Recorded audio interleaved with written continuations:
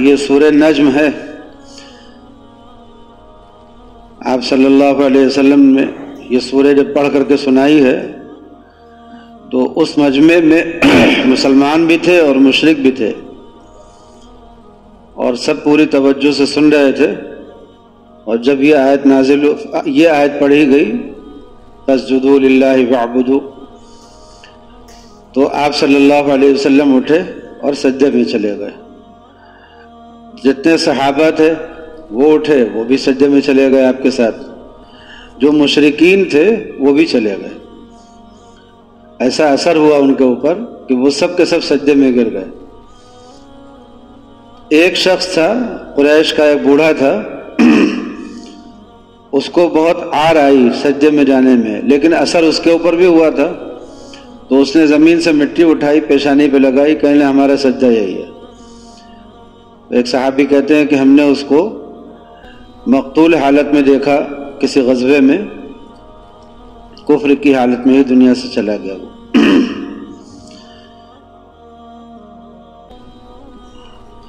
آیت سجدہ کا حکم کیا ہے؟ آیت سجدہ جب پڑھی جائے تو پڑھنے والے کے اوپر بھی اور سننے والوں کے اوپر بھی سجدہ واجب ہو جاتا ہے. یہ سجدہ فوراً کرنا بہتر ہے، اور اگر کسی عذر سے اس وقت نہیں کیا تو بعد میں کر لینے کی گنجائش ہے.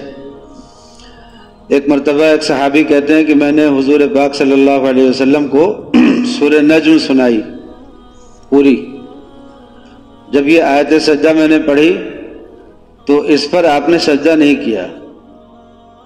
تو اب اس سے بعد حضرات نے کہا کہ سجدہ واجب نہیں ہوتا، لیکن علماء احناف کہتے ہیں کہ نہیں، آپ صلی اللہ علیہ وسلم نے اس وقت نہیں کیا تو اس سے یہ کہاں ثابت ہوا کہ واجب بھی نہیں ہوتا. یہ واجب علی الفور نہیں ہے، فوراً واجب نہیں ہے. واجب ہو گیا، ذمے میں آ گیا، کسی بھی وقت کر سکتے ہیں.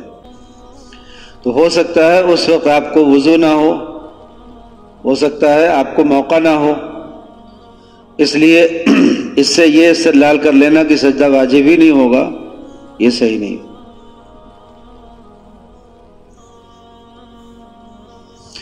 سورہ نجم میں پہلے بھی ہم بتا چکے ہیں کہ اللہ تعالیٰ نے اس میں ستارے کی قسم کھائی ہے، اور ستارہ اللہ کی مخلوقات میں سے ایک بہت اہم مخلوق ہے. تمام سیارے اتنی اہم مخلوق ہے کہ ان سیاروں کے مقابلے میں یہ سیارہ جس پہ ہم لوگ رہتے ہیں، اس سیارے کی کوئی حیثیت ہی نہیں ہے. لیکن جتنے سیارے ہیں سب زوال کی طرف جا رہے ہیں. تو وَالنَّجْمِ إِذَا هَوَىٰ، اللہ تعالیٰ نے ستارے کا ذکر فرمایا کہ قسم ہے ستارے کی جب وہ گرے.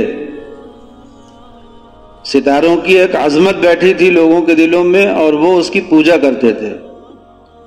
اللہ تعالیٰ نے ستاروں کے زوال کی طرف اشارہ کر کے فرمایا کہ ستارے پوجنے کے قابل چیزیں نہیں ہیں. کوئی بھی ستارہ ہو، چاند ہو، سورج ہو، کوئی بھی سیارہ ستارہ ہو، ان سے ہمیں فائدہ پہنچتا ہے کہ نہیں؟ ظاہر سی بات ہے کہ جب ہم اس زمین میں ہیں تو اس زمین میں جتنی چیزیں ہیں سب کو ایک دوسرے سے فائدہ پہنچتا ہے. انسانوں سے تمام مخلوق کو کیا فائدہ پہنچتا ہے؟ پہلی بات تو یہ ہے کہ تمام مخلوق کے بنائے جانے کی وجہ انسانی ہے، یہی سب سے بڑا فائدہ ہے. انسانوں کے نیک کام کرنے سے، عدل اور انصاف کرنے سے دنیا میں اللہ کی ہر طرح کی رحمت اترتی ہے، بارش خوب ہوتی ہے، سبزہ زیادہ اگتا ہے، کھیتیاں ہری بھری ہوتی ہیں، اور غلہ زیادہ اگتا ہے، پھل زیادہ نکلتے ہیں، آمدنی بڑھ جاتی ہے، بہت کچھ ہوتا ہے. خلق خدا کو بہت نفع ہوتا ہے.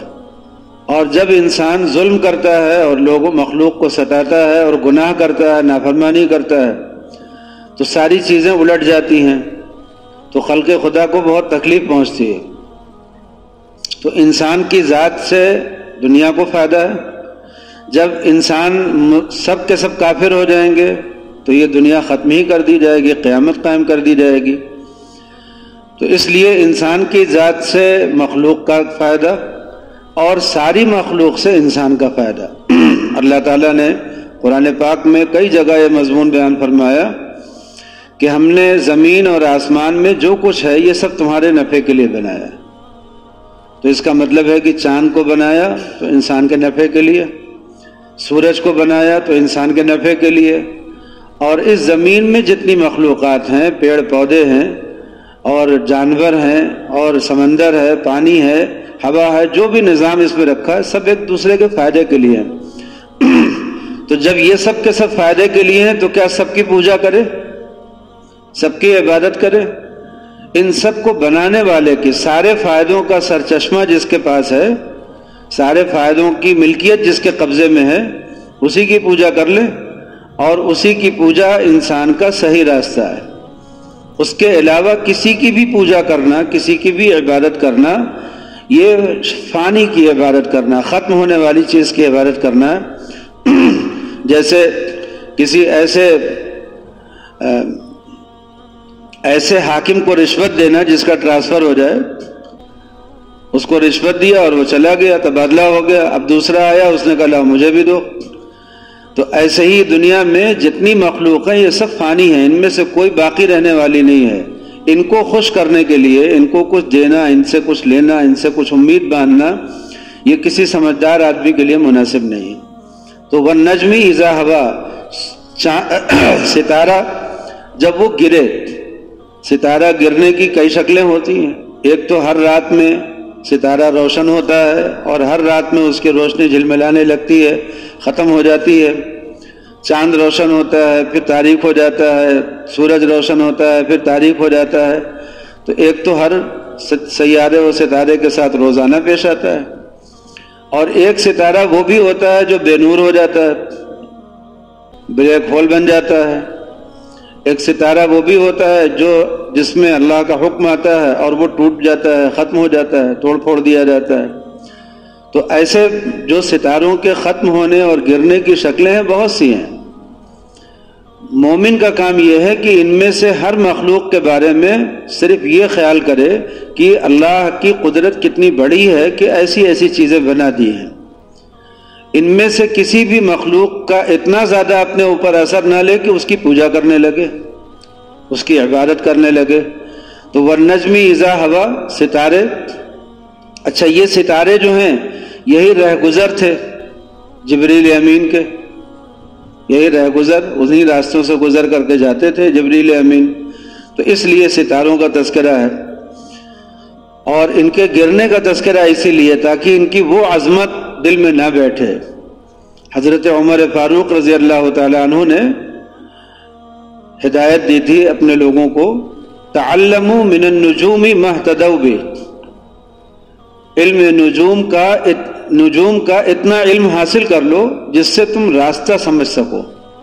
صحرائی علاقے میں یا دریائی علاقے میں، دریائی سفر ہو یا صحرائی سفر ہو، وہاں پر سمتوں کا اندازہ نہیں ہو پاتا۔ اگر سورج نکلا ہو تو ٹھیک ہے، اس وقت میں اندازہ ہو جاتا ہے کدھر سے نکل رہا ہے، یا ڈوب رہا ہے تو اندازہ ہو جاتا ہے کدھر ڈوب رہا۔ لیکن عام حالات میں ستاروں، رات کا سفر ہو تو ستاروں سے اندازہ لگاتے تھے، دن کا سفر ہو تو سورج کے نکلنے ڈوبنے سے اندازہ لگاتے تھے کہ سمت کیا ہے۔ صحابہ کرام رضوان اللہ علیہم اجمعین جب دوسرے ملکوں میں پہنچے، عرب سے نکلے اور دوسرے ملکوں میں پہنچے، تو جن جن ملکوں میں انہوں نے مسجدیں بنائیں، سب مسجدوں کا قبلہ بالکل درست بنایا انہوں نے۔ تو کیسے ان کو پتہ چلا کہ قبلہ کیا ہے؟ وہ ستاروں کا علم ان کے پاس اتنا تھا کہ جس سے ان کو صحیح سمت قبلہ پتہ چل جاتی تھی۔ تو والنجم اذا ہوا، علم نجوم کا اتنا حصہ حاصل کر لینا جتنے سے جو ضروریات زندگی ہیں ان کو پورا کیا جا سکتا ہو، اس میں مدد لی جا سکتی ہو، تو یہ جائز ہے، اس میں کوئی خرابی نہیں ہے بلکہ بہتر ہے۔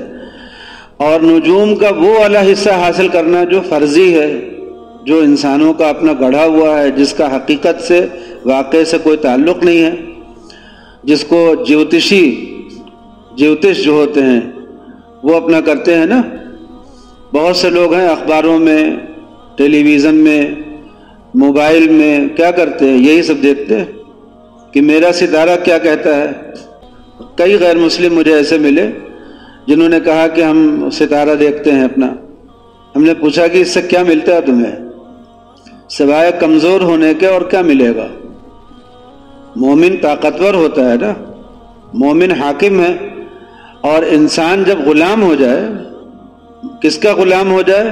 اوہام کا، اپنے کچھ گڑھے ہوئے خیالات کا، تو یہ تو کمزوری کی بات ہے۔ اسی لیے رسمیں جتنی ہیں جو انسان گڑھتا ہے سب انسان کو کمزور کرتی ہیں، اور ان رسموں سے نکلنا انسان کو طاقتور بناتا ہے۔ نبی کریم صلی اللہ علیہ وسلم کا ایک فرض منصبی تھا تزکیہ۔ تزکیے کے معنی کیا ہیں؟ کہ جو اوہام اور جو گڑھے ہوئے خیالات، عقیدے اور جو اس طرح کی چیزیں دماغ میں بیٹھ گئی تھیں جو انسان کو کمزور کرتی تھیں، ان سب سے آپ نے نکالا لوگوں کو۔ اب صحابہ تھے، پہلے پرندہ اڑاتے تھے، دیکھتے تھے دائیں اڑ گیا تو کرتے تھے کام، بائیں اڑ گیا تو نہیں کرتے تھے کام، فال نکالتے تھے۔ بلی نے راستہ کاٹ لیا تو راستہ چلنا بند کر دیتے تھے۔ آج کا دن منحوس ہے تو نہیں ہے، کہتے ہیں نا مان ہے۔ مان کا مطلب کیا ہوا کہ آج کے دن میرے گھر میں کوئی حادثہ ہوا تھا، اس لیے آج کا دن میرے گھر کے لیے منحوس ہے۔ ایسے تو ہر دن منحوس ہو جائے گا، ہر جگہ منحوس ہو جائے گی، ہر علاقہ منحوس ہو جائے گا۔ تو یہ تو آدمی اپنے دماغ میں ایک چیز گڑھ لیتا ہے کہ یہ دن میرے لیے منحوس ہے، یا یہ چیز میرے لیے منحوس ہے، یا فلاں میرے لیے منحوس ہے۔ ایسے تو دماغ میں گڑھ لے آدمی عقیدہ۔ اب یہ شخص کتنا کمزور ہوتا چلا جائے گا روز بروز، آپ تصور کر لیجئے۔ انسانی گڑھی ہوئی جتنی رسمیں ہیں یہ سب انسان کو کمزور کرتی ہیں۔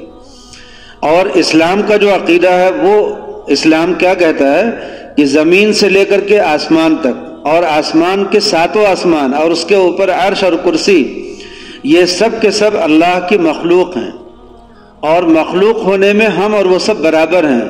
تو ہم میں سے کوئی کسی کی پوجا نہیں کرے گا، نہ کوئی مخلوق ہماری پوجا کرے گی، نہ ہم کسی مخلوق کی پوجا کریں گے، اس لیے کہ مخلوق ہونے میں سب برابر ہیں۔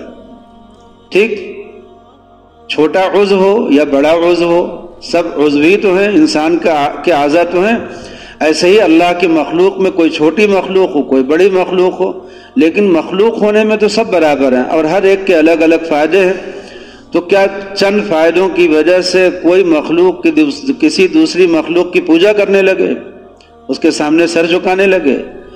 تو بہرحال علم نجوم میں کچھ حصہ وہ ہے جو فرضی ہے، گڑھا ہوا ہے، اور اس کا تعلق یہ اس میں انسانوں نے نجوم کو ہی مؤثر مان لیا ہے، ستاروں کی چال کو ہی مان لیا ہے کہ ستاروں کی چال کا اثر انسان پر پڑتا ہے، اور انسان جو ہے وہ اس کی وجہ سے بے بس ہو جاتا ہے یا کام کا ہو جاتا ہے۔ یہ انہوں نے ستاروں کو ہی مؤثر مان لیا۔ شریعت نے کہا کہ یہ کفر ہے، کوئی ستارہ بالذات مؤثر نہیں ہے، کوئی سیارہ مؤثر نہیں ہے، باقی فائدہ نقصان، سورج نکلے گا، اس کی گرمی آئے گی، اس گرمی کا اثر ہم تک پہنچے گا تو یہ نفع تو ہے ہی، چاند نکلے گا، اس کی ٹھنڈک آئے گی، اس سے ہمیں فائدہ ہوگا، یہ تو الگ ہے ہی۔ تو ایسے ہی بہت سے سیارے ہیں، ان سیاروں میں سے کسی سیارے کا کوئی فائدہ نقصان ہو سکتا ہے، لیکن اسی کو مؤثر مان لینا کہ یہی اصل ہے، یہی دینے والا ہے۔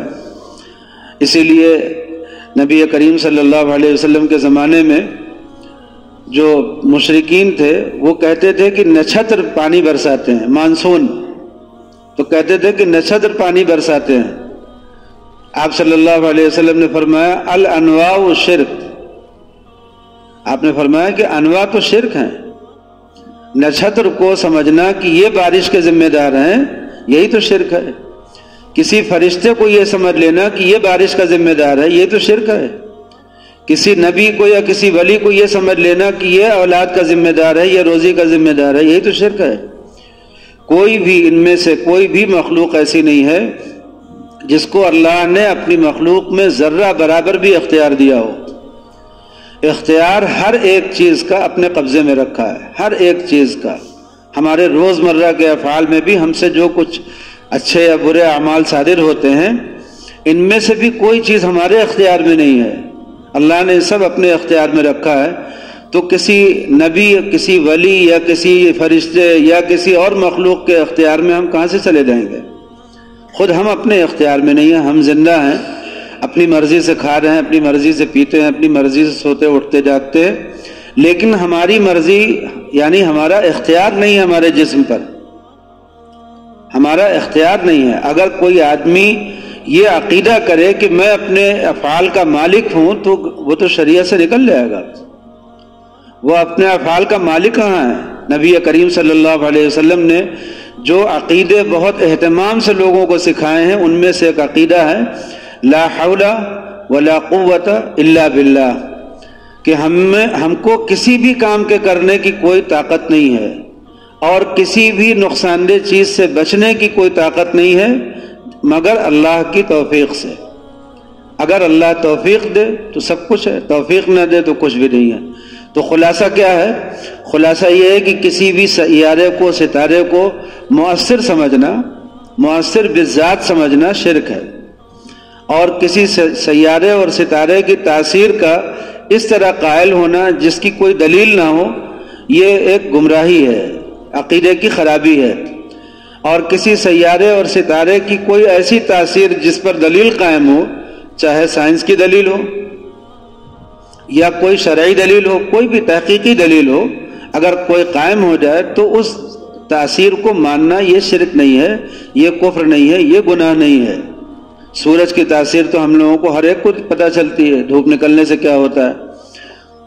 تو والنجم اذا ہوا میں اپنا عقیدہ درست کرنا ضروری ہے۔ دوسری چیز کیا ہے اس میں بیان کیا گیا ہے پیغمبر کا، کہ پیغمبر جو کچھ کہہ رہے ہیں یہ اپنی مرضی سے نہیں کہہ رہے ہیں، یہ سب اللہ کی طرف سے وحی کی جا رہی ہے۔ وحی کون لا رہا ہے؟ جبریل امین لے کر کے آ رہے ہیں۔ تو جبریل امین کے بارے میں بھی ایک عقیدے کا استحضار کرایا گیا کہ وہ بھی اللہ سے لیتے ہیں اور لا کر کے یہاں پہنچاتے ہیں، صرف ایک ذریعہ بنایا گیا ہے، وہ بھی کس لیے؟ وہ ایک نظام عالم کو جاری رکھنے کے لیے۔ باقی مؤثر بالذات نہ جبریل ہیں نہ کوئی ہے، کوئی بھی مؤثر بالذات نہیں۔ تو یہ ساری چیزیں اس سورے میں بیان کی جا رہی ہیں، اور ہر سورہ جو ہوتی ہے یہ لوگوں کا تزکیہ کرتی ہے، یعنی ان کے دماغ میں بیٹھے ہوئے عقائد کو، غلط عقائد کو، فاسد خیالات کو درست کرتی ہے ہر سورہ۔ تو اس سورہ میں بھی اللہ تعالیٰ نے اسی طرح کے مضامین بیان کیے ہیں۔ اس سورہ میں آگے جو بیان آ رہا ہے ابھی اس کا بھی بیان ہے۔ بہرحال وَكَم مِّن مَلَكٍ فِي السَّمَاوَاتِ، تو اس سے پہلے جو بیان ہوا تھا کہ تم جتنے معبود ہیں ان کا جو تم نے ایک نام بنا رکھا ہے، یہ سب تو اپنی طرف سے نام ہے، یہ فرضی تم نے خود گڑھ لیا ہے، حقیقت سے اس کا کوئی تعلق نہیں ہے۔ انہی میں سے ایک چیز تھی فرشتوں کی پوجا کرنا۔ مشرکین کہتے تھے کہ فرشتے اللہ کی بیٹیاں ہیں، اور یہ کہہ کر کے وہ فرشتوں کی بھی پوجا کرتے تھے، اس کی تصویر بناتے تھے۔ عیسائیوں کو آپ نے دیکھا بھی ہوگا کہ وہ تصویر بناتے ہیں نا، مریم علیہ السلام کی تصویر بناتے ہیں، فرشتے کی تصویر بناتے ہیں، تو یہ سب کرتے ہیں وہ لوگ۔ تو ایسے ہی مشرکین بھی فرشتوں کی تصویر بناتے تھے، ان کو پر لگاتے تھے اور دکھلاتے تھے کہ یہ پری ہے اور آتا ہے جاتا ہے اس طرح سے، تو اس کی وہ پوجا کرتے تھے۔ تو اللہ تعالیٰ نے فرمایا کہ وَكَم مِّن مَلَكٍ فِي السَّمَاوَاتِ لَا تُغْنِي شَفَاعَتُهُمْ شَيْئًا إِلَّا مِن بَعْدِ أَن يَأْذَنَ اللَّهُ لِمَن يَشَاءُ وَيَرْضَىٰ۔ اور آسمانوں میں کتنے ہی فرشتے ہیں جن کی سفارش کسی کے کچھ بھی کام نہیں آ سکتی۔ آپ نے دیکھا نا، فرشتے ہیں، بہت زبردست مخلوق ہے، روشنی کی رفتار سے چلتے ہیں، بہت بڑے بڑے ہیں۔ میں نے بتایا تھا کہ جبریل امین نے جب اپنی اصلی شکل دکھلائی ہے تو افق کو گھیر لیا انہوں نے، وہ بہت بڑی ان کی، یعنی یہ دنیا جو ہے یہ تو پوری دنیا ان کے پر کا ایک حصہ ہوگی، پر میں کہیں ایک چھوٹا سا حصہ بنے گی، وہ تو انہوں نے پورا افق اعلیٰ کو گھیر لیا تھا۔ تو لیکن یہ سارے کے سارے فرشتے، ان میں سے مؤثر بالذات کوئی بھی فرشتہ نہیں۔ اسی لیے قرآن پاک میں منظر بیان کیا گیا کہ جب گھنٹی بجتی ہے ایک، تو جتنے فرشتے ہیں ان کے اوپر ایک بے ہوشی طاری ہو جاتی ہے، وہ بے ہوش ہونے لگتے ہیں، ان کی جان نکلنے لگتی ہے۔ پھر اس کے بعد جب وہ ہوش میں آتے ہیں تو پوچھتے ہیں کہ ماذا قال ربکم، رب کا کیا حکم آ گیا، کیا آنے والا ہے۔ جب ایک گھنٹی سی بجتی ہے پورے آسمان میں تو سارے فرشتے بے ہوش ہونے لگتے ہیں.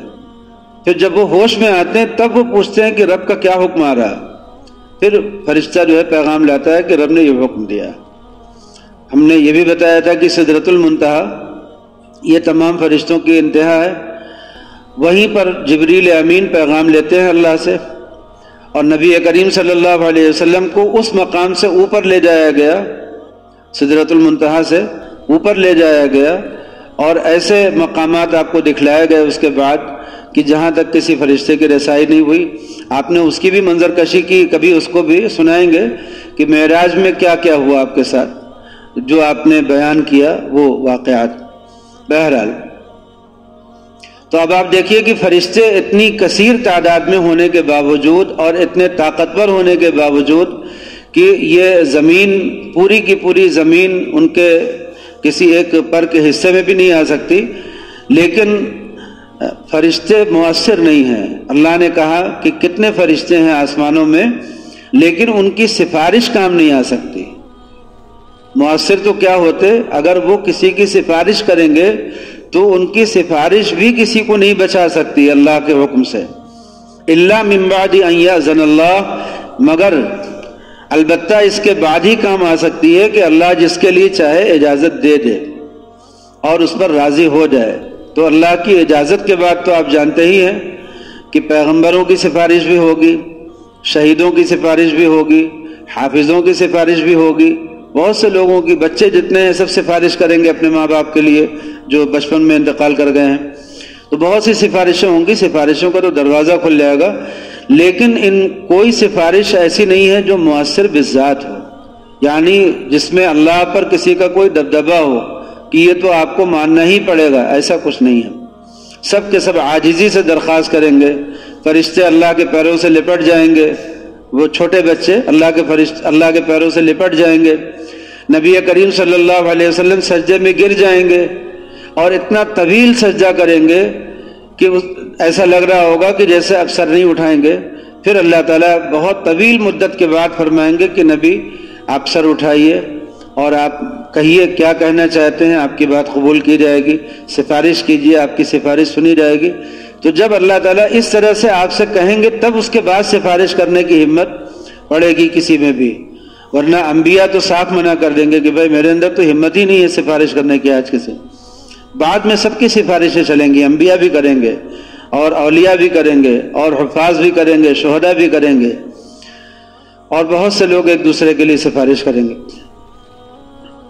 چلیے، ان الذین لا یؤمنون بالآخرۃ، یقیناً جو لوگ ایمان نہیں رکھتے آخرت پر وہ فرشتوں کا نام رکھتے ہیں لڑکیوں والا نام، زنانے ناموں سے.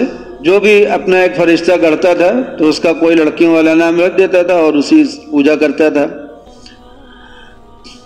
جیسے کہتے ہیں نا دیوی، تو دیوی کیا ہوا، وہی تو ہوا. تو ایسے ہی کوئی نام رکھ لیتے تھے، حالانکہ انہیں اس بات کا ذرا بھی علم نہیں، وہ محض وہم و گمان کے پیچھے چل رہے ہیں. اللہ تعالیٰ فرماتے ہیں وَمَا لَهُمْ بِهِ مِنْ عِلْم، انہیں اس کا ذرا بھی علم نہیں ہے.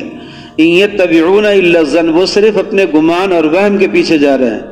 وَإِنَّ الظَّنَّ لَا يُغْنِي مِنَ الْحَقِّ شَيْئًا، اور گمان جو ہوتا ہے، وہم جو ہوتا ہے، یہ حق کے مقابلے میں کچھ بھی کام نہیں آتا. اسی لیے اگر آدمی کو وہم ہو کہ میرا وضو ٹوٹ گیا ہے تو اس کا وضو نہیں ٹوٹتا جب تک کہ اسے اپنا وضو کرنا یاد ہے. اسے یاد ہے میں نے فلاں وقت وضو کیا تھا، اس کے بعد سے اب تک مجھے میرا وضو ٹوٹنا یاد آیا نہیں، وہم ہو رہا کہ ہو گیا ہوگا، تو اس وہم کا کوئی اعتبار نہیں. وہم حق کے مقابلے میں، ظن کے مقابلے میں، علم کے مقابلے میں کہیں نہیں ٹھہرتا. شریعت جتنے بھی اوہام ہیں سب کو منع کرتی ہے، جتنے بھی اوہام ہیں ان سب کو شریعت منع کرتی ہے کہ ان کے پیچھے مت جاؤ، یقین کے پیچھے چلو، گمان، غالب گمان کے پیچھے جاؤ، لیکن اوہام کے پیچھے مت جاؤ. اسی لیے اگر کوئی آدمی اپنی رکعت بھول جائے، 2 رکعت اٹھنے والا، پھر چکر میں آ گیا میں نے کیا پڑھا، 1 رکعت پڑھا، 2 رکعت پڑھا، شریعت کہتی ہے پہلے جائزہ لو اپنا، شک میں ہو کہ گمان میں ہو، وہ وہم میں ہو. وہم میں ہو تو اس کا کوئی اعتبار نہیں. شک میں پڑ گئے، نہ ادھر کچھ ہے نہ ادھر کچھ ہے، تب شریعت کہتی ہے کہ غالب گمان پہ عمل کرو. غالب گمان پہ عمل کرو. تو یقین ایک ایسی چیز ہوتی ہے کہ اس کے مقابلے میں تو کوئی چیز ٹھہرتی نہیں. یقین تو ایک پتھر ہے، اور غالب گمان جو ہے وہ یقین سے ملتا جلتا قریب قریب ہوتا ہے. اور جو وہم ہوتا ہے اس کا کوئی اعتبار نہیں ہے شریعت میں، بالکل بھی نہیں ہے کسی بھی. اگر آدمی کو وہم ہو جائے کہ وہ شیطان ہو گیا ہے، آدمی کو وہم ہو جائے کہ وہ گنہگار ہے، اس کی معافی نہیں ہوگی، آدمی کو وہم ہو جائے کہ اس کا یہ برا، بہت سے اوہام لوگوں کو گھیر لیتے ہیں. میرے پاس ایسے بہت سے لوگ آتے ہیں جو طرح طرح کے اوہام اپنے دماغ میں پالے رہتے ہیں اور اس کی وجہ سے کمزور ہو جاتے ہیں. تو میں وہی سوچتا ہوں کہ اگر اس شخص کو یقین کی دولت مل جائے تو کامیاب ہو جائے گا. اوہام نے اس کو برباد کر رکھا ہے. یقین ایک اللہ کی طرف سے ایک بہت بڑی نعمت ہے. یقین کس کو کہتے ہیں؟ یقین کہتے ہیں کوئی چیز جو واقع میں ہے اس کے مطابق اس کے بارے میں جو ہمیں علم ہو رہا ہے وہ علم بھی یقینی ہو جائے، قطعی دلیل سے ہو جائے. کسی مطابق للواقع کو، یعنی جو چیز واقع کے مطابق ہے اس کا اگر ہمیں یقینی، ایسے کہیے کہ اس کا ہمیں قطعی دلیل سے اس کا علم ہو جائے تو اس کو کہیں گے یقین. جیسے اللہ ایک ہے، یہ ایک واقعہ ہے، اس واقعے کا ہمیں اگر دلیل سے علم ہو جائے، کوئی پکی دلیل مل جائے اس بات پر کہ اللہ ایک ہے، تو اس کو کیا کہیں گے؟ علم کہیں گے. اسی طرح سے اس بات کی ہمارے پاس کوئی دلیل نہیں ہوئی لیکن ہم نے یقین کر لیا پیغمبر کی بات پر. میرے پاس کوئی دلیل نہیں ہے اللہ کے ایک ہونے کی، لیکن ایک پیغمبر نے دعویٰ کیا کہ میں اللہ کا پیغمبر ہوں، اس نے کہا کہ اللہ ایک ہے اور میں نے اس کو مان لیا اسی قوت کے ساتھ جیسے کہ ہم دلیل سے مانتے، جیسے کہ دلیل سے مانتے، اسی قوت کے ساتھ مان لیا. تو یہ بھی کیا ہے؟ یقین ہے. اور یہ دونوں یقین جو ہوتے ہیں ان میں بڑھا ہوا یقین، یعنی جو جنت میں لے جانے والا یقین ہے، وہ یہ دوسرا والا ہے. پیغمبر کی بات پر بغیر کسی دلیل کے ایمان لانا، یقین کر لینا، یہی سبب بنتا ہے جنت میں جانے کا. ورنہ تو آپ صلی اللہ علیہ وسلم نے فرمایا یوں ہی آپ نے تفریحاً یوں ہی یہ بات فرمائی کہ کوئی کافر جہنم میں نہیں جائے گا. تو حقیقت ہے کہ کوئی کافر جہنم میں نہیں جائے گا. جتنے کافر ہیں جب وہ آخرت میں کھڑے کیے جائیں گے تو سب کا کفر ختم ہو چکا ہوگا. اب تو ان کو اپنی آنکھوں سے دکھ رہا ہے نا سب کچھ. تو جس وقت وہ جہنم میں داخل کیے جا رہے ہوں گے اس وقت تھوڑی کافر ہے. ان کا کفر اسی وقت تک ہے جب تک کہ ان کا خاتمہ جو ہے وہ کفر پر ہو رہا ہے بس. اس کے بعد جب برزخ کے اعمال شروع ہو گئے، فرشتے ان کو نظر آ گئے، آگے کی چیزیں شروع ہو گئیں، اب کہاں کفر ہے؟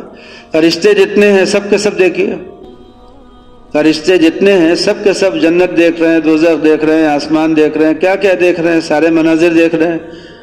تو ان کا ایمان کیا ہوا؟ ان کا ایمان اب یہ ہے کہ جو چیزیں ہم لوگوں کی پہنچ سے باہر تھیں ان پر یقین کرنا ہمارا ایمان تھا، جو چیزیں ان کی پہنچ سے باہر ہیں ان پر یقین کرنا ان کا ایمان ہوگا. تو ایمان جس کو کہتے ہیں وہ ہے کہ کسی پیغمبر کی بات پر، اللہ کے پیغمبر کی بات کو اتنے یقین کے ساتھ مان لینا جتنا کہ دلیل سے یقین ہو جائے مانا جاتا ہے، بلکہ اس سے بھی زیادہ. اور یقین کی پہچان کیا ہوتی ہے کہ یقین ہو گیا کہ نہیں ہو گیا؟ یقین کی پہچان یہ ہوتی ہے کہ شک پیدا کرنے والے جتنے طریقوں سے سامنے آئے، شک پیدا کرنے والے، شبہ پیدا کرنے والے جتنے چولے بدل کر کے بھی آئیں مگر ہمیں ہمارے اس یقین میں شک پیدا نہ کر سکیں، اس میں رخنا نہ ڈال سکیں، اس میں کوئی تزلزل نہ پیدا کر سکیں، ہمارے قدم کو ڈگمگا نہ سکیں. اس کو کیا کہیں گے؟ اس کو یقین کہتے ہیں. جب سارے جتنے شک پیدا کرنے والے ہیں، بڑے بڑے فلاسفہ آئے، انہوں نے ہزاروں دلیلیں دے دی اس بات پر کہ اللہ ایک نہیں ہے، یا اس بات پر کہ قیامت نہیں ہوگی، یا اس بات پر کہ محمد صلی اللہ علیہ وسلم اللہ کے پیغمبر نہیں ہیں. ہزاروں دلیلیں ان کی موجود، ہزاروں کتابیں ان کی موجود، ہزاروں تصنیفات موجود.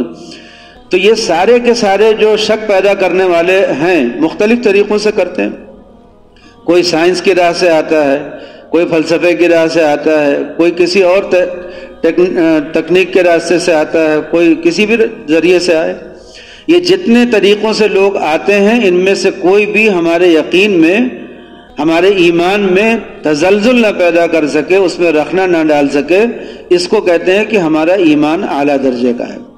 اور جب اس درجے کا یقین ہو جائے تو اس یقین میں اور جبریل کے یقین میں اور کسی پیغمبر کے یقین میں کوئی فرق نہیں رہ جاتا۔ جب یقین اس درجے کا ہو جائے تو پھر اس یقین میں کہ اس کو اگر کوئی ہلا نہیں سکتا ہے تو اس یقین میں کسی بھی یقین کا کوئی فرق نہیں رہ جاتا۔ اب چاہے جبریل امین کا ایمان ہو، چاہے کسی پیغمبر کا ایمان ہو، چاہے کسی معمولی درجے کے، ایک ادنا درجے کے مسلمان کا ایمان ہو، یقین کی جب یہ کیفیت بن جاتی ہے تو پھر اس میں کوئی فرق نہیں رہ جاتا، سارے کے سارے ایمان اور یقین برابر ہو جاتے ہیں۔ اسی لیے حضرت بلال حبشی رضی اللہ تعالی عنہ ہیں، حضور پاک صلی اللہ علیہ وسلم ہیں۔ اب ایک ایمان اللہ کے پیغمبر کا ہوگا، ایک ایمان بلال حبشی کا ہوگا، لیکن آپ جانتے ہیں کہ بلال حبشی کو اللہ تعالیٰ نے کیا رتبہ دیا کہ وہ نبی کریم صلی اللہ علیہ وسلم کی جنت میں آپ سے پہلے جائیں گے، آپ سے پہلے جائیں گے۔ فرشتے جتنے ہیں ان کا ایمان اور ان کا یقین کیسا ہوتا ہے، کہاں کہاں اللہ تعالیٰ نے ان کو رسائی دی ہے۔ جبریل امین کا ایمان کیسا ہوگا، ان کو کہاں تک اللہ نے رسائی دی ہے۔ تو یہ یقین ایک ٹھوس کہیے کہ پتھر ہے جس کو کوئی طاقت توڑ نہیں سکتی، جب یہ کیفیت کسی کو حاصل ہو جائے۔ اسی لیے نبی کریم صلی اللہ علیہ وسلم نے نصیحت فرماتے ہوئے ایک مرتبہ فرمایا کہ علیکم بدین العجائز، آپ نے فرمایا کہ بوڑھیوں والا ایمان پکڑ لو، بوڑھی عورتوں والا ایمان، بوڑھی عورتوں والا دین اختیار کر لو کہ ان کو ان کے مذہب سے، ان کے دین سے کوئی جو عقیدہ ان کا قائم ہو گیا اس سے کوئی ان کو ٹلا نہیں سکتا۔ تو آپ نے فرمایا کہ بالکل علیکم بدین العجائز۔ ایک بہت بڑے منطقی فلسفی، انہوں نے 100 دلیلیں قائم کی تھی اللہ کے ایک ہونے پر، 100 دلیلیں قائم کی تھی، اور ان کو لگتا یہ تھا کہ ان کی کوئی دلیل بھی کوئی توڑ نہیں سکتا۔ لیکن جس وقت وہ پڑھ کر کے علم حاصل کر کے فارغ ہوئے تھے، اس وقت کچھ مدت کے لیے ایک اللہ والے کی صحبت ان کو مل گئی تھی۔ اس کے بعد جب وہاں پہ وہ اپنے ذکر اور مراقبے میں مشغول ہوئے تو ان کو محسوس ہوا کہ ان کے سینے سے کوئی چیز نکل رہی ہے۔ تو انہوں نے اپنے پیر سے کہا کہ حضرت ایسا لگ رہا کہ جیسے سینے سے کوئی چیز نکل رہی۔ تو فرمایا کہ بھائی جو منطق فلسفہ پڑھ کر کے آئے ہو اسی کے اثرات نکل رہے ہیں۔ تو ڈر گئے، کہنے لگے کہ اتنی محنت سے پڑھا ہے، اتنا زبردست علم حاصل کیا ہے، اگر یہ نکل جائے گا میرے سینے سے تو میں تو محروم ہو جاؤں گا۔ چھوڑ دیا اپنے پیر کو اور چلے آئے وہاں سے۔ لیکن جب ان کا خاتمے کا وقت آیا، انتقال کا وقت آیا، اس وقت شیطان آیا اور دلیلوں میں پھنسایا اس نے۔ جو دلیل یہ دیتے گئے، اچھا منطقی دلیلوں کی خاصیت یہ ہوتی ہے کہ اگر ایک جزئی بھی اس دلیل کے خلاف پیش کر دی جائے تو وہ دلیل ٹوٹ جاتی ہے۔ ایک جزئی بھی پیش کر دی جائے، کوئی ایک واقعہ اس سے ہٹ کر کے ہو جائے تو وہ دلیل ٹوٹ جاتی ہے۔ اب امام راضی سے اس نے پوچھا کہ آپ کے پاس توحید کی دلیل کیا ہے؟ کہنے لگے بہت سی دلیلیں ہیں۔ انہوں نے ایک دلیل پیش کی، شیطان نے اس کو توڑ دیا، دوسری پیش کی، اس کو توڑ دیا، تیسری پیش کی، اس کو توڑ دیا۔ جو ان کے پاس بڑی بڑی دلیلیں تھیں جن کو لگتا رہا کہ کوئی نہیں توڑ سکتا، جب وہ ٹوٹنے لگی تو پھر امام راضی پریشان ہو گئے۔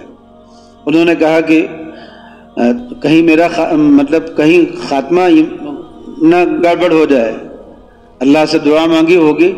اس وقت میں ان کو کشف ہوا، ایک آواز آئی اور وہ انہی بزرگ کی آواز تھی جو وضو کر رہے تھے اور میلوں دور تھے، لیکن ان کو کشف ہوا کہ اس وقت ایک امام راضی جو ہیں مشکل میں پھنسے ہوئے ہیں۔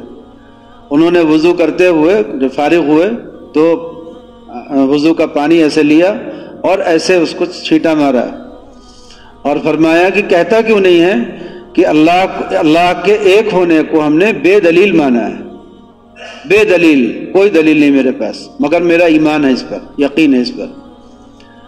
وہ چھینٹ بھی اللہ نے پہنچا دی، ان کے اوپر پانی کی چھینٹیں پڑی، آواز بھی آ گئی، اور انہوں نے سن کر کے شیطان سے یہ جواب میں کہا کہ اللہ کے ایک ہونے کو بے دلیل مانتا ہوں، اس پر ایمان رکھتا ہوں، میرے پاس ساری دلیلیں ختم ہو جائیں گی پھر بھی اللہ کو ایک ہی مانوں گا۔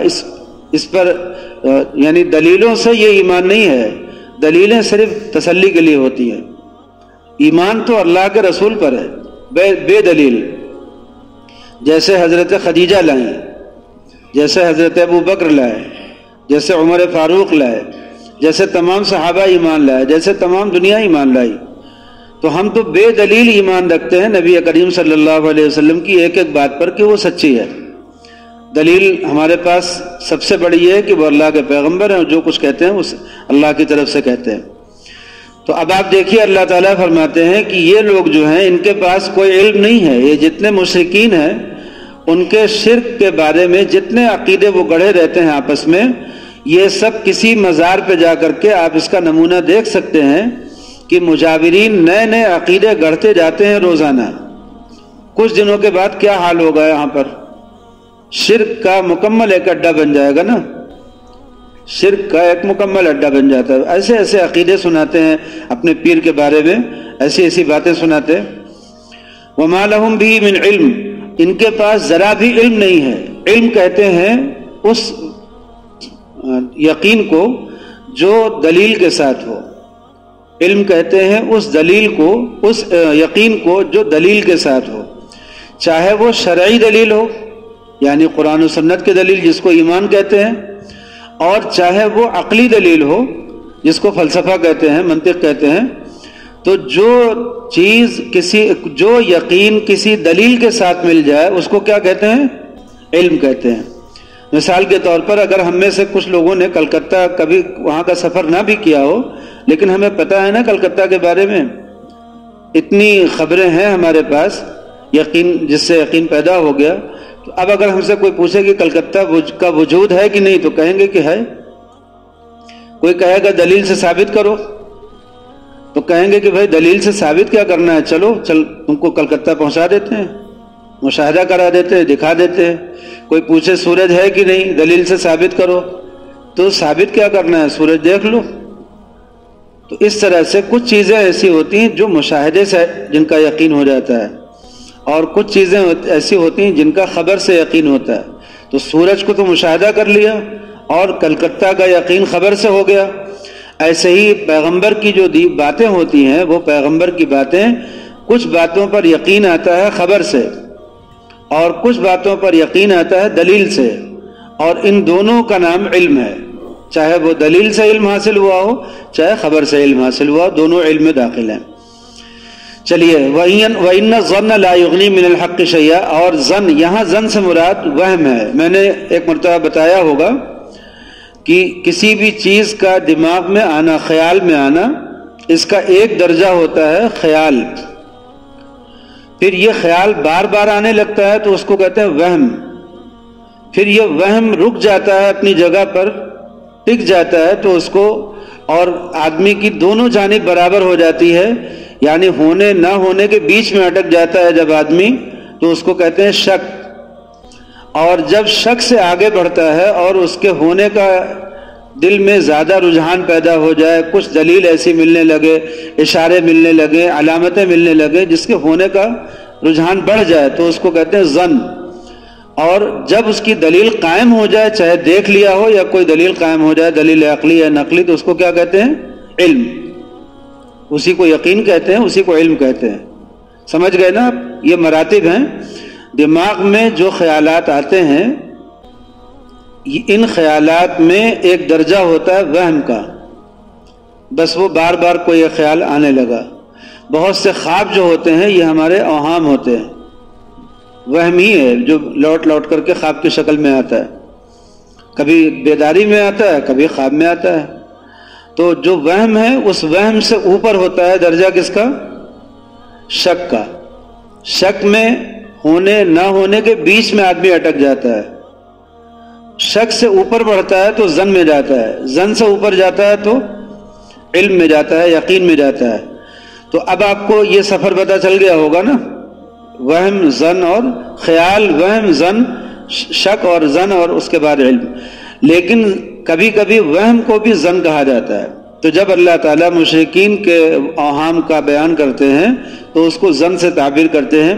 ان یتبعون الا الظن، یہ صرف وہم اور گمان کی پیروی کرتے ہیں.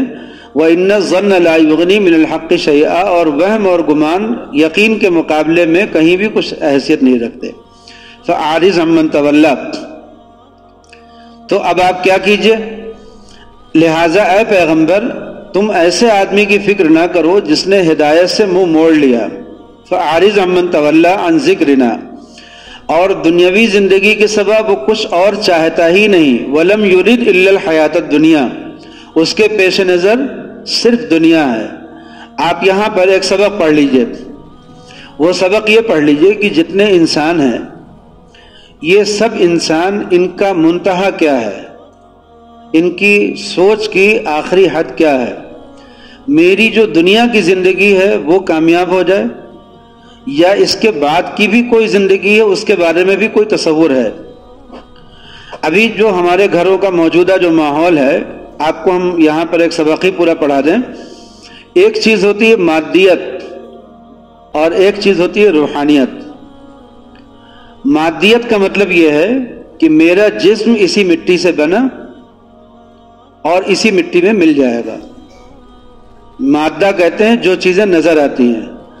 تو جو چیزیں نظر آ رہی ہیں، جو دکھ رہی ہیں، جس کو سائنس سے ہم پروف کر سکتے ہیں، وہی مادہ کہلاتا ہے.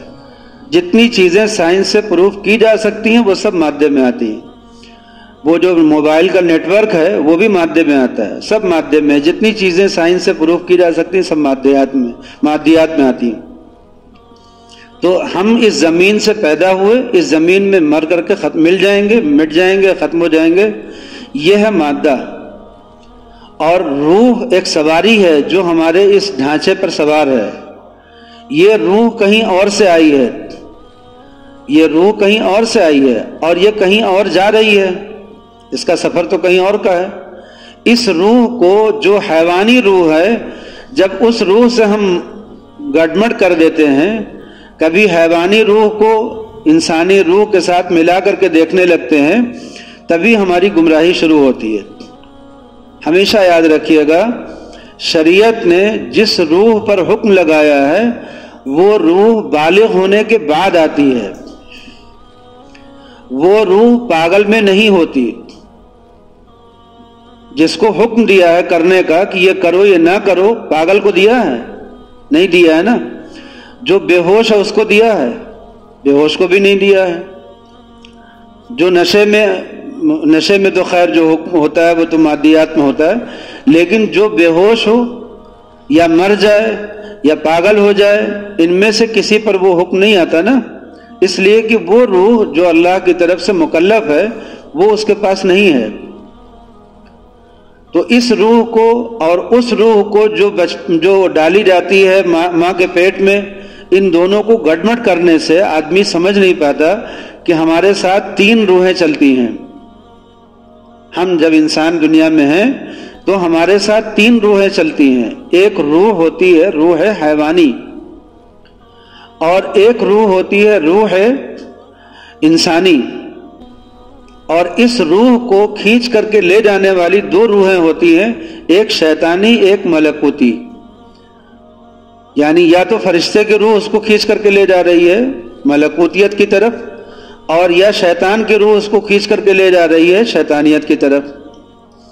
تو حقیقت میں ہم تین روحوں کا مجموعہ ہیں. انسان جو کافر ہوتے ہیں وہ سب کے سب، کافر میں کون کون آتا ہے؟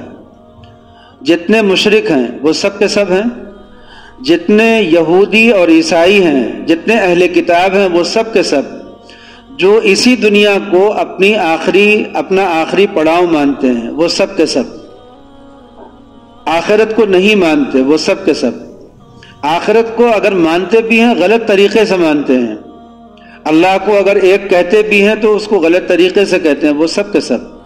اور مسلمانوں میں سے وہ سب کے سب جو اسلام کی اس روحانیت کے عقیدے کو نہیں مانتے، جو مادیت پر ہی اپنی زندگی گزارتے ہیں، جن کی نظروں میں یہ ہوتا ہے کہ بیٹا جب بڑا ہونے لگا تو وہ کہتے ہیں کہ بیٹا اسکول میں محنت سے پڑھو، نمبر اچھے لاؤ تاکہ تمہیں اچھی نوکری ملے، پھر اچھا ایک مکان مل جائے گا، ایک اچھی بیوی مل جائے گی اور تمہاری زندگی بہت ٹھاٹھ سے گزر جائے گی۔ ٹھیک، اس بچے کے جھوٹ بولنے پر، اس کے چوری کرنے پر، اس کے ناچنے پر، گانا گانے پر انہیں کوئی تکلیف نہیں ہوتی۔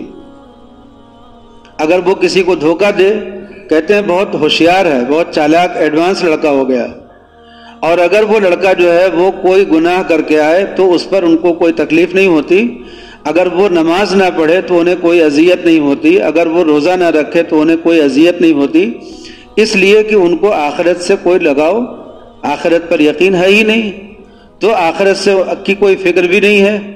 اپنے بچے کو دنیا کی آگ میں جلتا ہوا دیکھ کر کے اس کی حالت خراب ہو جائے، بے ہوش ہو جائے باپ، اور آخرت کی آگ کے لیے اپنے بچے کو تیار کرے کہ وہ آخرت کی آگ میں جلنے کے لیے تیار ہو جائے بچہ، سارے گناہوں کی اجازت دے اور سارے نیک کاموں کے لیے اس کا حوصلہ توڑے، نماز پڑھو گے، داڑھی رکھو گے، دنیا میں کیا کر پاؤ گے، یہ سب کہے۔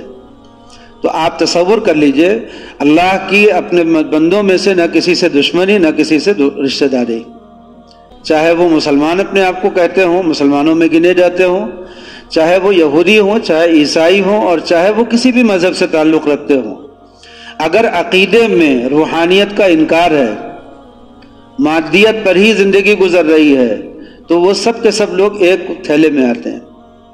سب کے سب لوگ، جن لوگوں نے روحانیت پر ایمان قبول کیا ہے، اگرچہ اعمال میں کتنے بھی کمزور ہوں، ایک گناہ بھی چھوٹتا نہ ہو، ایک نیکی بھی ان سے ہوتی نہ ہو، لیکن انہوں نے یقین کر لیا ہے روحانیت پر، تو ان کی نجات ہو جائے گی، وہ کامیاب ہیں۔ لیکن اگر کوئی آدمی روحانیت کو مانے ہی نہیں، انکار کرے اس کا، مذاق اڑائے اس کا، طنز کرے اس پر، اور ایسی چیزوں کو کیا استخفاف کرے، اس کی توہین کرے، اور صرف مادیت کو ہی کمال معراج سمجھے، تو آپ سمجھ سکتے ہیں کہ اس میں اور کافر قطعی میں کیا فرق ہے۔ اسی لیے مولانا روم نے کہا کہ اہل دنیا کافران مطلقاً، ہر زماں در زق زق و در بق بقن، مولانا روم نے کہا کہ اہل دنیا کافران مطلقاً، کہ جتنے اہل دنیا ہیں یہ سب کافر مطلق ہیں۔ تو اس پر سوال ہو گیا کہ اہل دنیا تو سب ہیں، تو لوگوں نے علماء نے جواب دیا کہ مبتدا خبر الٹ گیا ہے اس میں، اصل جواب یہ ہے کہ جو کافران مطلق ہیں وہ اہل دنیا ہیں، اور جو مومن ہیں وہ اہل آخرت ہیں۔ آخرت کا مسافر اگرچہ آخرت کی تیاری نہ کر سکے، لیکن آخرت کا اس میں نام لکھوا دے اپنا، تو کامیاب ہو جائے گا ایک دن۔ اور جن لوگوں نے آخرت کو مانا ہی نہیں ہے، یقین ہی نہیں کیا آخرت پر، ان کے بارے میں کیا خیال ہے، کیا عقیدہ ہونا چاہیے؟ بہرحال چونکہ اسلام میں ایک عقیدہ یہ بھی سکھایا گیا ہے کہ کسی کے دل میں جھانک کر کے تو تم دیکھ نہیں سکتے، اس لیے اپنے کسی پڑوسی میں یا اپنے کسی رشتہ دار میں جھانک کر کے مت دیکھنا کہ وہ کافر ہے، وہ دنیا دار ہے۔ کس کا ایمان اللہ نے کہاں رکھا ہے، کس درجے میں رکھا ہے، نہیں پتہ، چھپا دیا ہے، اپنی ولایت کو اپنے بندوں میں چھپا دیا ہے۔ آپ کو یہاں پہ ایک کام کی بات اور بتا دیں کہ ہر علاقے میں جو اہل باطن ہوتے ہیں، جو ابدال ہوتے ہیں، غوث ہوتے ہیں، قطب ہوتے ہیں، ہر علاقے میں ہوتے ہیں۔ جس ملک میں کوئی بھی مسلمان نہ ہو وہاں بھی ہوتے ہیں، ہر خطے میں ہوتے ہیں ابدال۔ کوئی بھی مسلمان ظاہر میں دکھ نہیں رہا، لیکن انہی میں سے کوئی اللہ کا بندہ باطن میں مسلمان ہوتا ہے، اور وہ اس علاقے کا صاحب خدمت ہوتا ہے، اور وہ ابدال ہوتا ہے اس علاقے کا۔ اس چیز کو سیدنا عبد القادر جیلانی رحمۃ اللہ علیہ، جو قطب الاقطاب غوث اعظم کہے جاتے ہیں، ان کے واقعے میں یہ چیز ملتی ہے کہ ان کے خادم نے کہا کہ میں نے حضرت کو دیکھا کہ وہ اٹھ کر کے جا رہے ہیں، کمرے سے نکلے تو میں نے سوچا کہ اتنی اندھیری رات میں کہاں تشریف، میں پیچھے ہو لیا آپ کے۔ چند قدم چلا تھا کہ دیکھا کہ دریائے دجلہ پار ہو گئے ہم لوگ، پھر دیکھا کہ ملکوں کا سفر، گاؤں دیہات گزرتے چلے جا رہے ہیں چند قدم میں۔ کہتے ہیں چند قدموں میں، چند لمحوں میں ہم لوگ ایک ایسی جگہ پہنچے جہاں پر ایک جنازہ رکھا ہوا تھا اور پیچھے صف لگا کر کے بہت بڑی جماعت کھڑی تھی، اور وہاں انتظار ہو رہا تھا سیدنا عبد القادر جیلانی رحمۃ اللہ علیہ کا۔ حضرت پہنچے اور جا کر کے وہاں پر حضرت نے جنازے کی نماز پڑھائی، ان کی تدفین ہوئی۔ اس کے بعد یہ ہوا کہ اس خطے کا ابدال کس کو بنایا جائے، تو مراقب ہو کر کے بیٹھے، پھر فرمایا کہ دیکھو اس علاقے میں ایک سادھو ہے، اسے بلاؤ۔ تو اس سادھو کو بلایا گیا، اس کو کلمہ پڑھایا، ایمان اس نے قبول کیا، اس کے بعد کہا کہ جاؤ وہ علاقہ تمہارے سپرد ہے۔ تو اس طرح سے جو علاقے جہاں پر صرف اہل کفر ہوتے ہیں وہاں پر بھی اللہ نے اپنی ولایت چھپا رکھی ہے۔ تو اپنے مسلمان بھائیوں میں سے کسی مسلمان بھائی کے بارے میں یہ گمان کرنا کہ یہ تو کافر ہی ہوگا، یہ تو منافقی ہوگا، یہ جائز ہے؟ یہ جائز نہیں ہے۔ آدمی اپنے اوپر تو جو بھی بدگمانی کرے، لیکن اپنے ہر مسلمان بھائی سے جو کلمے کی طرف منسوب ہے حسن ظن رکھنا واجب ہے۔ اگر اس میں کوتاہی ہوگی تو گنہگار ہوگا انسان۔ تو اس لیے ایک عقیدہ تو یہ بھی ہے، لیکن ایک بات وہ بھی ذہن میں رکھنا ضروری ہے کہ اللہ کی کوئی رشتہ داری نہیں ہے کسی مذہب والوں کے ساتھ خاص، کوئی ایک ہی بات ہے، جو اللہ کے وہاں منظور ہے، مقبول ہے، اگر وہ اس راستے پہ ہے تو کامیاب ہے، جو نہیں مقبول راستہ وہ اس راستے پہ نہیں۔ تو آخرت کو نہ ماننا، مادیت پر ہی زندگی گزار لینا۔ اسی لیے ہم نے کئی مرتبہ اپنے درس میں سائنس پر کچھ گفتگو کی ہوگی، تو لوگ کہتے ہیں کہ سائنس کے بارے میں یہ تقریر کرنا قوم کو پیچھے لے جانا ہے، 1400 سال پیچھے لے جانا ہے، لیکن حقیقت یہ ہے کہ سائنس پر یہ گفتگو کرنا اپنی قوم کو آخرت کی ترقی کی طرف لے جانا ہے۔ سائنس پر ہی رہ جانا یہی تو تنزلی ہے، یہی تو دنیا داری ہے، یہی تو مادیت ہے۔ سائنس جس چیز کو پروف کر سکتی ہو اسی پر اپنی زندگی گزار لینا یہی تو مادیت ہے، یہی تو کنویں کا میڈک ہے۔ اور اس چیز سے آگے بڑھنا جو اللہ کے رسول نے سکھایا ہے کہ اس دنیا کے بعد ایک اور عالم ہے، اس عالم کی تیاری کرنا اور اس کے لیے اپنے آپ کو تیار کرنا، یہ ترقی ہے نا۔ تو ترقی اور تنزلی سمجھنا چاہیے کہ حقیقت میں ترقی کس کو ہوگی اور تنزلی کس کو ہوگی۔ اب دیکھیے فَأَعْرِضْ عَمَّنْ تَوَلَّىٰ، تو اے نبی آپ ان سے اپنا رخ پھیر لیجئے، ان کی طرف توجہ ہٹا لیے، ان کی طرف سے جنہوں نے ہمارے ذکر سے اپنا رخ پھیر لیا ہو، اپنا منہ موڑ لیا ہو۔ وَلَمْ يُرِدْ إِلَّا الْحَيَاةَ الدُّنْيَا، اور وہ صرف ان کے پیش نظر دنیاوی زندگی ہو اور اس کے علاوہ کچھ نہ ہو، یہی تو مادیت ہے۔ اب روحانیت کیا ہوگی؟ روحانیت یہ ہے کہ اس مادیت میں جو ہم دیکھ رہے ہیں، اس مادیت سے ہم اپنے آخرت کی تیاری کر لیں۔ یہی مادہ، یہی جو کچھ ہم دیکھ رہے ہیں، جیسے اولاد ہے ایک مادی چیز ہے، اولاد سے میرا کوئی رشتہ نہیں ہے۔ آپ غور کریں حقیقت میں کہ اولاد سے میرا کوئی رشتہ نہیں ہے، جیسے پیڑ سے اس کے پھل کا کیا رشتہ ہے؟ اللہ کا حکم ہے، اللہ کا اذن ہے تو پیڑ سے پھل پیدا ہو رہا۔ زمین سے جتنے پیڑ پودے اگتے ہیں، جتنی سبزیاں اگتی ہیں، جتنے غلے اگتے ہیں، سب کا کیا رشتہ ہے؟ تو انسان کا اپنی اولاد سے ایک رشتہ جو نیچرل ہے، اس میں کوئی جذبات نہیں ہے، کوئی لگاؤ نہیں ہے، کوئی فلسفہ نہیں ہے بیچ میں، سب اپنے اپنے ایک نظام کے مطابق، ایک نیچر کے مطابق چل رہے ہیں۔ کسی ماں باپ کو اپنے بچے کی نگہبانی کرنے کی کوئی ضرورت نہیں ہے، کسی بچے کی ترقی کے لیے کوشش کرنے کی کوئی ضرورت نہیں ہے، سب نیچر سے ہو رہا ہے۔ تو اس رشتے کو دیکھیے کہ ماں باپ کا اپنے بچوں سے کیا رشتہ ہے، کیا لگاؤ ہے، لیکن اس رشتے کو جو اللہ نے بنایا ہے، اس رشتے سے اگر ماں باپ نے اپنے بچے کو آخرت میں کامیاب نہیں کرایا، اس راستے پہ نہیں ڈالا، تو یہ ماں باپ اپنے بچوں کے لیے سب سے بڑے دشمن ہیں۔ یہ ماں باپ جانوروں سے بھی زیادہ بدتر ہیں۔ جانور تو کچھ خیال کر لیتا ہے، انہوں نے اپنے بچے کا کچھ بھی خیال نہیں کیا، کچھ بھی خیال نہیں کیا۔ اس لیے یہ میری بات سمجھیے گا کہ میں یہ بات کہاں سے کہہ رہا ہوں کہ جن لوگوں نے اپنے بچوں کے لیے صرف مادیت کی فکر کی ہے اور آخرت کی فکر نہیں کی ہے، انہوں نے اپنے بچوں کو ہمیشہ ہمیشہ کے لیے ہلاک کر دیا، تباہ کر دیا۔ اللہ تعالیٰ کی یہ دھمکیاں سنیے جو ان کے بارے میں ہو رہی ہیں۔ وَمَا لَهُمْ بِهِ مِنْ عِلْمٍ، ان کے پاس ذرا بھی علم نہیں ہے، جو مادیت پر ہیں یہ جاہل ہیں، ان کے پاس ذرا بھی علم نہیں ہے۔ ذرا بھی ان کے پاس یقین نہیں ہے. ان یتبعون الا الظن، یہ صرف وہم اور گمان کے پیچھے بھاگ رہے ہیں. وان الظن لا یغنی من الحق شیئا، آپ کو پتہ ہے ستارے ٹوٹتے ہیں، بڑے بڑے ستارے ٹوٹ جاتے ہیں، تو اگر یہ ہماری زمین بھی ٹوٹ جائے، ٹوٹ پھوٹ کر کے ختم ہو جائے، تو ہم سب کیا ہیں؟ کچھ ہیں؟ کچھ بھی نہیں ہے نا، ایک وہم ہے، ایک گمان ہے صرف. وَإِنَّ الظَّنَّ لَا يُغْنِي مِنَ الْحَقِّ شَيْئًا، اور وہم اور گمان حق کے مقابلے میں کچھ بھی حیثیت نہیں رکھتا.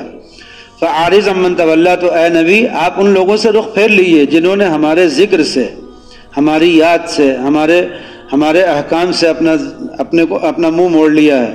وَلَمْ يُرِدْ إِلَّا الْحَيَاةَ الدُّنْيَا، اور ان کے پیش نظر صرف دنیا کی زندگی ہے. اس میں ہم لوگوں کا کوئی قصہ ہے کہ نہیں ہے؟ ہم لوگوں کے حالات کا بیان ہے کہ نہیں ہے؟ کہ صرف ان کے پیش نظر دنیا کی زندگی ہے، آخرت سے ان کا کچھ تعلق نہیں رہ گیا. ذالک مبلغہم من العلم، یہ ہے ان کا مبلغ علم. اب دیکھیے اللہ تعالیٰ کیسا کہہ رہے ہیں. ہم لوگ کہتے ہیں مولوی لوگوں کو، یا کوئی مسلمان اگر اپنے دین پہ چلتا ہو، کہتے ہیں ارے تم کنویں کے میڈک ہو، ملا کی دوڑ مسجد تک. یہ جملہ ہم لوگوں کا ہوتا ہے، ملا کی دوڑ مسجد تک. کیا ہے ان کے پاس؟ تو جو تحقیر ہم کرتے ہیں ایسے لوگوں کی، اللہ تعالیٰ کا جملہ سنیے، ذالک مبلغہم من العلم، جن لوگوں کی دوڑ ساری کی ساری اسی دنیا کی حد تک ہے، یہ بس ان کا مبلغ علم یہی ہے. ذالک مبلغہم من العلم، یہ ہے ان کا مبلغ علم. آپ مجھے بتائیے، ایک انسان جو ہے ایک پتھر کی پوجا کرے اور کہے کہ یہ میرا معبود ہے، اور ایک انسان اس پتھر سے ایک بڑا پتھر لے لے، پہاڑ لے لے، اس کی پوجا کرے، اور ایک انسان اس سے بھی بڑی ایک سائنس لے لے، اس کی پوجا کرے. تینوں میں کیا فرق ہے؟ کوئی فرق نہیں نا. کوئی بھی انسان جب تک مخلوق کی پوجا کرے گا، جب تک وہ برابر ہے. سب کے سب مشرک برابر ہیں، ایک ہی تھیلی کے چھٹے بیٹھے ہیں جب تک مخلوق کی پوجا کریں گے. اور جتنے لوگ سائنس کی پوجا کرتے ہیں، ان میں اور جو بتوں کی پوجا کرتے ہیں، ان دونوں میں رائے کے دانے کے برابر فرق نہیں، بلکہ وہ اور زیادہ گمراہ ہیں، جو اتنی تحقیقات کے باوجود بھی اللہ کو نہیں مانتے. وہ اور زیادہ گمراہ ہیں. میں نے کبھی سنایا ہوگا آپ کو، حدیث شریف میں ہے، یؤخذ المرء بقدر عقلہ، انسان کو اس کی عقل کے بقدر پکڑا جائے گا قیامت میں. انسان کو اس کی سمجھ اور عقل کے بقدر. اسی لیے ایک عام کافر کی سزا اور فرعون کی سزا، نمرود کی سزا. سب سے پہلا جو قلعہ بنایا کس نے بنایا؟ نمرود نے. تو سب سے پہلا جو قلعہ بنایا نمرود نے. نمرود کی سزا میں اور ایک عام کافر کی سزا میں فرق ہوگا کہ نہیں ہوگا؟ قارون کی سزا، حامان کی سزا، ایسے بڑے بڑے جو ہیں ان کی. تو بڑے کافروں کی سزا بڑی ہوگی نا، چھوٹے کافروں کی سزا چھوٹی ہوگی. سزا تو بہت بڑی ہوگی سب کے لیے، لیکن اس میں بھی درجات ہوں گے. تو ایسے ہی آپ سمجھ لیجئے کہ اللہ تعالیٰ نے جن لوگوں کو عقل دی ہے، سمجھ دی ہے، اگر اس سمجھ کے باوجود ان کے اندر شرک ہے، سائنس پڑھنے کے باوجود، زمین آسمان کا قلابہ ملانے کے باوجود مشرک ہیں، تو اس کا مطلب ہے کہ ان کی سزا ان مشرکوں سے زیادہ ہونے والی ہے جو مشرک عام زندگی میں اپنے ایک معمولی عقل و سمجھ والے مشرک ہیں. ذالک مبلغہم من العلم، یہ ہے ان کا مبلغ علم. کیسے الفاظ استعمال کیے اللہ نے، کیسا ان کا مذاق اڑایا ہے اس میں. یہ ہے ان کا مبلغ علم. ان ربک هو اعلم بمن ضل عن سبیلہ، یقیناً آپ کا رب خوب جانتا ہے کہ کون اللہ کے راستے سے بھٹک گیا ہے. وهو اعلم بمن اهتدى، اور وہی خوب جانتا ہے کہ کون اس کے راستے پر ہے. اللہ کو پتا ہے کہ کون اس کے راستے پر ہے اور کون بھٹکا ہوا ہے. وَلِلَّهِ مَا فِي السَّمَاوَاتِ وَمَا فِي الْأَرْضِ، اور اللہ ہی کی ملکیت میں ہے جو کچھ آسمانوں میں ہے اور جو کچھ زمین میں ہے، یہ سب اللہ کی ملکیت میں ہے. تو اللہ کو ہر چیز پر پوری قدرت ہے. اب اس نے یہ سارا نظام بنایا کیوں؟ لِيَجْزِيَ الَّذِينَ أَسَاءُوا بِمَا عَمِلُوا، تاکہ وہ بدلہ دے ان لوگوں کو. نتیجہ یہ ہے کہ جنہوں نے برے کام کیے ہیں وہ ان کو ان کے عمل کا بھی بدلہ دے گا، اور جنہوں نے نیک کام کیے ہیں ان کو بہترین بدلہ عطا کرے گا. بس برے کام کرنے والوں کو ان کی سزا اور جزا جو بھی ہے، اور نیک کام کرنے والوں کو ان کا بدلہ، ان کی جزا. اس میں اگر کوئی سوال کر لے کہ نیک کام برے کام کیا ہیں، اگر کوئی سوال کرے کہ اسلام میں برے کام کیا ہیں، تو اس کی فہرست آپ کے پاس ہے کہ نہیں ہے؟ برے کام کیا ہیں؟ دیکھیے سب سے بڑا جو برا کام ہے اس زمین میں، روح زمین میں، وہ ہے کفر و شرک۔ یہ جانور نہیں کرتے، کوئی نباتات نہیں کرتا، کوئی جمادات نہیں کرتا، کوئی حیوانات میں سے کوئی نہیں کرتا، کوئی نہیں کرتا، کوئی فرشتہ نہیں کرتا، کوئی مخلوق نہیں کرتی۔ کفر اور شرک صرف وہی انسان کرتے ہیں جن کے پاس عقل ہے اور جو سیدھا راستہ چن سکتے تھے مگر انہوں نے کیا، اس لیے ان کی سزا ہوگی، اور وہ جنات بھی اس میں شامل ہیں۔ تو ایک تو سب سے بڑا گناہ کیا ہے؟ کفر اور شرک ہے۔ اور دوسرا جو سب سے برا عمل ہے دنیا میں وہ کیا ہے؟ وہ ہے بدعت، دین میں نئی بات نکالنا۔ اور تیسرا جو سب سے بڑا مسئلہ ہے وہ ہے گناہ کبیرہ۔ جتنے بڑے بڑے گناہ ہیں جن کا بیان حدیث میں اور قرآن پاک کے آیتوں میں مختلف جگہوں پہ آیا ہے، وہ سب اس کے بعد۔ تو حقیقت میں یہ چار ہی چیزیں جو ہیں وہ بری ہیں۔ سب سے پہلا تو شرک ہے، کفر ہے، اور بدعت ہے، اور گناہ کبیرہ ہے۔ یہ چار ہی چیزیں دنیا میں بری ہیں، باقی سب کی سب چیزیں اچھی ہیں۔ گناہ کبیرہ کیا کیا ہوتے ہیں؟ ان کی ایک فہرست علماء نے مرتب کر دی ہے۔ کسی نے لکھا کہ 70 گناہ ہیں، کسی نے کچھ اور زیادہ بڑھا کر کے لکھا، کسی نے 200 سے زیادہ لکھا۔ لیکن ہر گناہ کی ایک جڑ ہوتی ہے اور اس جڑ سے نکلنے والی بہت سی شاخیں ہوتی ہیں۔ تو جنہوں نے جڑ کو گنا ہے انہوں نے 60 سے 70 کی فہرست بتائی ہے، جنہوں نے شاخوں کو بھی لے لیا ہے تو 200-250 سے زیادہ گناہ ہو جاتے ہیں۔ وَلِلَّهِ مَا فِي السَّمَاوَاتِ وَمَا فِي الْأَرْضِ، اور اللہ ہی کی ملکیت میں ہے جو کچھ آسمانوں میں ہے اور زمین میں ہے، تاکہ وہ بدلہ دے ان لوگوں کو جنہوں نے برے عمل کیے، برا بدلہ دے۔ وَيَجْزِيَ الَّذِينَ أَحْسَنُوا بِالْحُسْنَى، اور تاکہ وہ اچھا بدلہ دے ان لوگوں کو جنہوں نے اچھا کیا۔ دنیا میں جتنے انسان ہیں اور جن ہیں ان کے لیے اچھائی کیا ہے؟ برائی تو معلوم ہو گئی کہ یہ چار چیزیں بری ہیں۔ اچھائی کیا ہے؟ سب سے بڑی جو اچھائی ہے اس دنیا میں وہ ہے توحید۔ سب سے بڑی اچھائی کیا ہے؟ توحید، یعنی اللہ کو اس کی ذات میں، صفات میں، افعال میں تنہا اور یکتا ماننا، اس میں کسی کو شریک نہ ٹھہرانا، کسی بھی مخلوق کو کسی بھی درجے میں اللہ کے شریک نہ ٹھہرائے۔ یہ تو توحید ہے۔ سب سے بڑی نیکی پوری دنیا میں، کائنات میں یہی ہے، ٹھیک۔ دوسرے نمبر پر کیا ہے؟ دوسری نیکی کیا ہے؟ رسالت پر ایمان لانا۔ بغیر رسالت پر ایمان لائے ہوئے توحید کی حقیقی توحید تک رسائی ہو نہیں سکتی۔ ہر زمانے میں جو پیغمبر رہے ہیں ان پیغمبروں پر ایمان لانا۔ جب آخری نبی آ گئے حضرت محمد مصطفیٰ صلی اللہ علیہ وسلم، تو ان پر اس طرح ایمان لانا کہ ان سے پہلے کے سارے پیغمبروں کو مانتے ہوئے ان پر ایمان لانا، اس لیے کہ سارے پیغمبروں کی تعلیم ایک ہی ہے۔ توحید ہر ایک پیغمبر کی بنیادی تعلیم رہی ہے، اور رسالت ہر زمانے میں وقتی رہی ہے۔ نبی کریم صلی اللہ علیہ وسلم کی رسالت دائمی ہے، آخری ہے، اس لیے قیامت تک کے لیے اب یہی رسالت ہے۔ فرشتوں پر ایمان لانا، تقدیر پر ایمان لانا، یعنی جو کچھ بھی دنیا میں ہو رہا ہے، کائنات میں جو کچھ ہو رہا ہے، وہ ہمارے مرضی کے مطابق ہو یا ہماری مرضی کے خلاف ہو۔